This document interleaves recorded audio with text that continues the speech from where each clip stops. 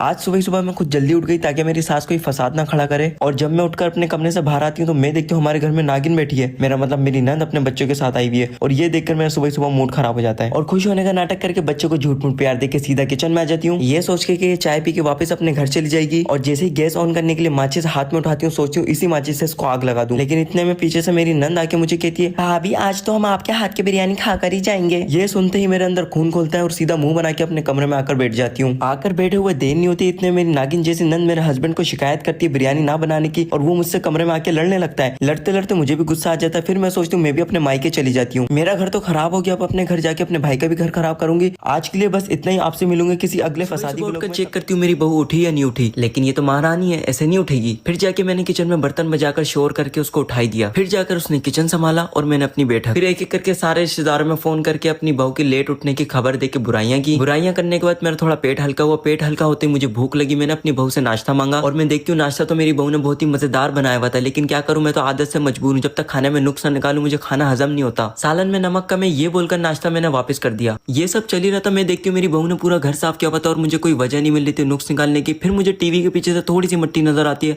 अब जाके अपने बेटे को इसकी शिकायत लगाऊंगी। उसके बाद आराम से मैं शाम को अपना फेवरेट सीरियल देखने बैठती हूँ, लेकिन इतने में मेरा बेटा आ जाता है और वो अपनी बेगम के साथ उसके मायके जाने की परमिशन मांगता है, लेकिन ये मुझसे बर्दाश्त नहीं होता और तबियत का बहाना करके मैं दोनों का प्लान कैंसिल कर देती हूँ। आज के लिए बस इतना ही। अगला फसादी व्लॉग मैं कल बनाऊंगी। व्लॉग अच्छा लगा हो तो लाइक और सब्सक्राइब कर देना। मिलेंगे नेक्स्ट वीडियो में, तब तक